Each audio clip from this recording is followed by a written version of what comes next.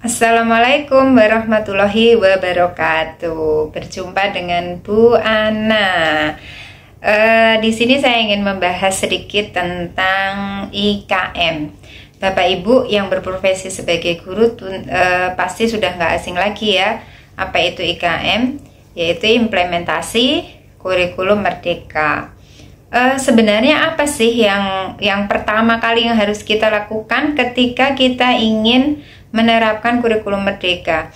Bagi Bapak Ibu yang masih bingung, sedikit saya memberi gambaran. Yang pertama kali yang bisa kita lakukan yaitu menyusun KOSP. Apa itu KOSP? KOSP itu singkatan ya, kepanjangan lagi. Singkatan dari Kurikulum Operasional Satuan Pendidikan. Nah, ada yang harus kita perhatikan ketika kita menyusun KOSP itu ya prinsip pengembangan KOSP itu sendiri. Apa saja sih sebenarnya prinsip-prinsip yang harus kita perhatikan ketika kita mengembangkan KOSP? Yang pertama tentu saja kita memperhatikan pendekatannya ya.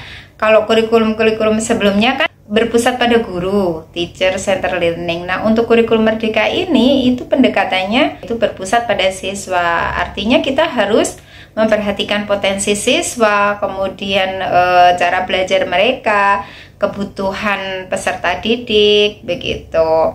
Selain itu kontekstual.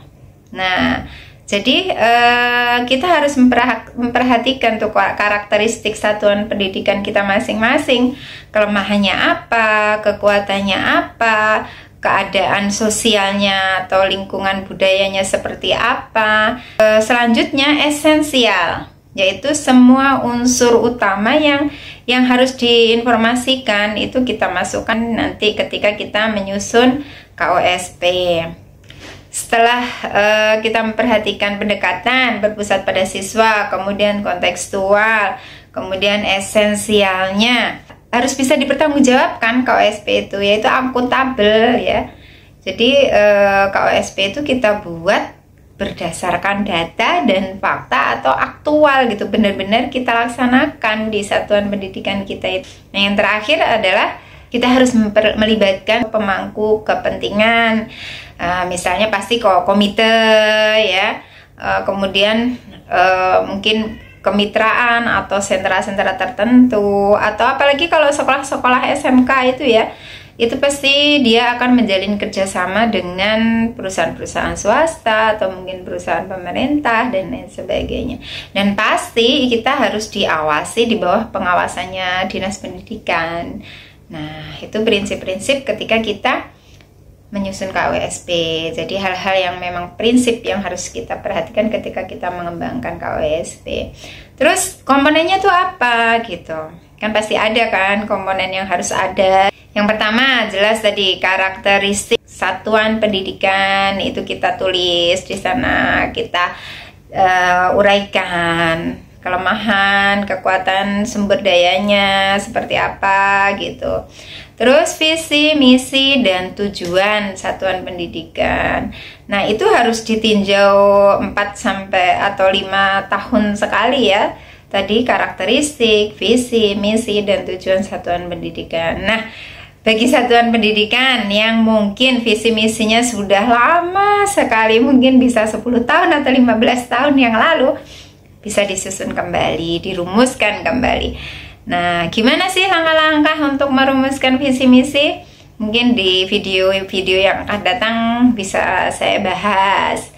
Selain tadi karakteristik, visi, misi, dan tujuan satuan pendidikan, selanjutnya yang harus ada itu ya pengorganisasian pembelajaran. Nah, itu apa aja yang harus dimasukkan ke situ, diorganisasikan, entah itu apa namanya, struktur kurikulumnya, kemudian jadwal pelajarannya, dan lain sebagainya. Apa yang termasuk dalam intrakurikuler, yang masuk dalam ekstrakurikuler gitu. Apa yang menjadi mata pelajaran pilihan dan lain sebagainya. Selain pengorganisasian pembelajaran, perencanaan pembelajaran itu penting. Nah, itu juga ditampilkan di sana. Terus selanjutnya yang paling utama adalah kualitas pendidiknya. Nah, jadi di sana di dalam KOSP itu juga harus dimuat ya evaluasinya, kemudian pengembangan profesional pendidiknya, coaching ya, pelatihan kah atau apalah, banyak yang bisa dilakukan untuk mengembangkan profesional pendidiknya. Selanjutnya lampiran. Nah, kalau lampiran sih boleh ada boleh tidak ya. Nah, mungkin itu yang bisa saya sampaikan Bapak Ibu. Barangkali ada yang kurang, boleh di komen ya. Bisa ditambahkan, bisa melengkapi, kita saling berbagi. Apabila ada yang ditanyakan, silahkan ditanyakan dalam komen, kita sharing. Di sini kita sama-sama belajar. Saya mohon maaf. Wassalamualaikum warahmatullahi wabarakatuh.